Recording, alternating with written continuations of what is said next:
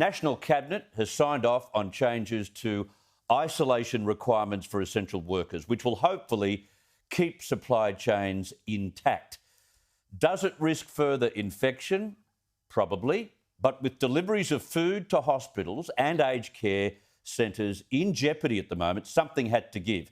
And we covered that on the program last night. The truth is, this will make some difference in the short term, but only when we have access to vast numbers of rapid antigen test kits will gaps in the workforce and these broken supply chains be fully solved.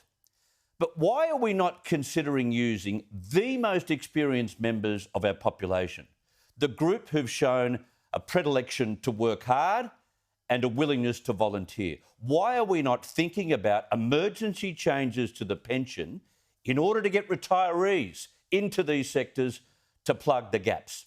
This is a no-brainer for me, and it's something that we discussed on this program almost 2 weeks ago now.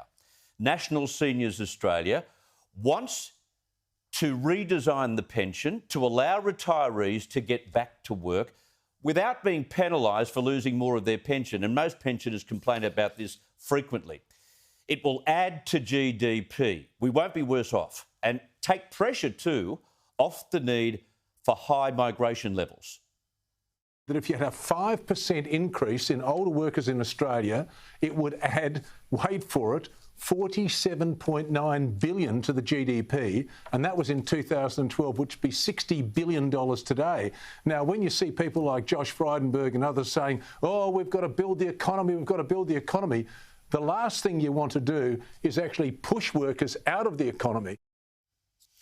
This concept has enormous potential in the medium term, and right now, though, this could be used short term to help solve supply chain shortages. National Cabinet, from what we understand, has not discussed this.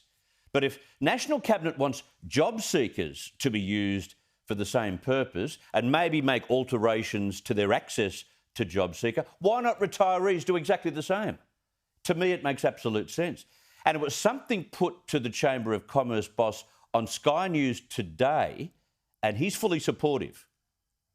There are a range of things that governments have to do at this time to be creative, to look at the opportunities.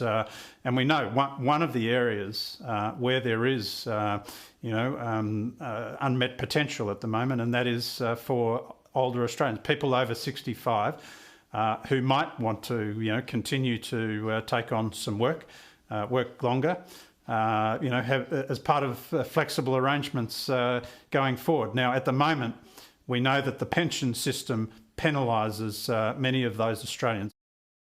He is dead right. Yet in New Zealand, the reverse system operates. There's an encouragement for older Australians to get back into the workforce, and they don't lose the majority of their pension.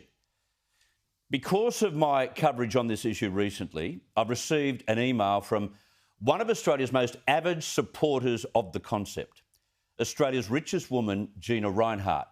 Now, she wrote to me and said, Chris, thank you for your excellent commentaries, including the segment you ran on Australia's worker shortage. This is an extremely important issue at a time when we are facing such significant labour shortages Australia-wide. So as you could see, she could tell there were some short-term advantages in implementing a concept like this.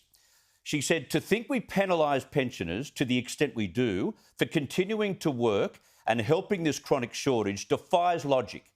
Pensioners should have the ability to work if they choose and better their own lives.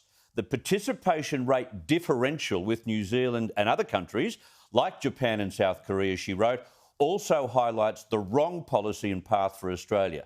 With COVID, who knows how long it will be before we can safely use immigration to fill labour shortages without adding to the COVID problem and increasing difficulty and expense for hospitals, etc.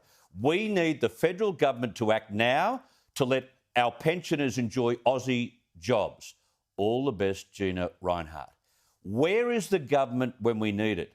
This is when they need to be proactive. They weren't proactive in terms of rapid antigen testing, and I'll talk about that a little bit later in the program, but proactive, using an entire retired and experienced workforce to rescue the economy. It can be done. It can be done simply by amending pension laws for a short emergency period. Treasurer, where are you on this?